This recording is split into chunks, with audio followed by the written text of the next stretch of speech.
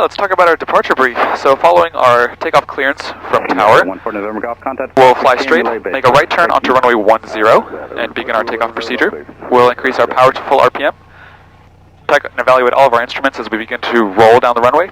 We'll rotate at 55 knots, establish a 75 knot climb, and put this in 85 after 1,000 feet. Now for our engine failure on takeoff, if our engine fails on the ground, we will stay on the ground. If our engine fails at or below 1,000 feet, we'll fly straight within a 30-degree heading and find the safest and flattest place to land.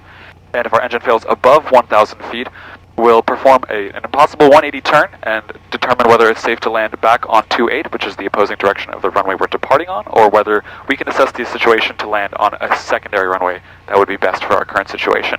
Yeah. Obviously, taking off of 10, we know that there's cranes at the end of the runway, the river is there, there's marsh, there's different types of terrain, so it's best to keep an eye out and make maybe a split-second decision or a judgment call once we're in the air. Yeah, absolutely. The winds are calm, so we can turn either direction, to consider aircraft performance. Definitely a left turn is better, one, because you can see better from the left. Second, the threshold for runway 19 is actually very, very close to the end of 28, which means that it's the shortest path to a runway. Yeah. But you're right, yeah, we got cranes, not many places to land over there. We got the river, I would say that's it.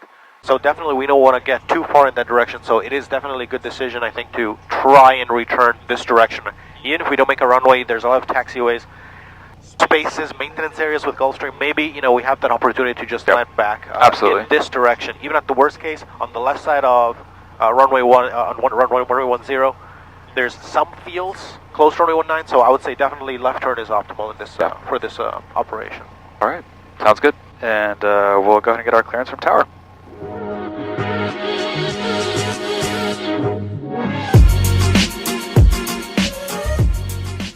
Okay, we're holding short of runway 23 here at Walterboro, South Carolina. We're going to turn left onto the runway, apply full power. We'll verify engine instrumentation, airspeed alive.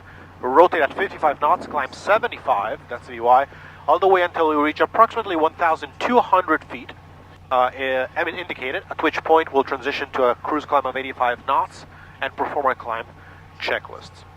In terms of off-nominal, so emergency stuff, if something happens on the ground, we're going to stay on the ground. If something happens below, let's say about 1,200 feet indicated, we'll land straight ahead, possibly on the runway or near a clear of obstacles. In that direction, we mostly have fields in all directions, so let's clearly look ahead. The runway is 6,000 feet long, so if while we're airborne and we get this emergency and somehow we're above that altitude, we can always make a left turn, recommended, because we got runway 35 relatively close to us, so we'll be joining left base, runway 35, or perhaps left down and runway 23 back here again. So greater options are to the left and then definitely to the right. You fly, I fix, so obviously left turn is even more beneficial for you on that side. And that's it. Any questions?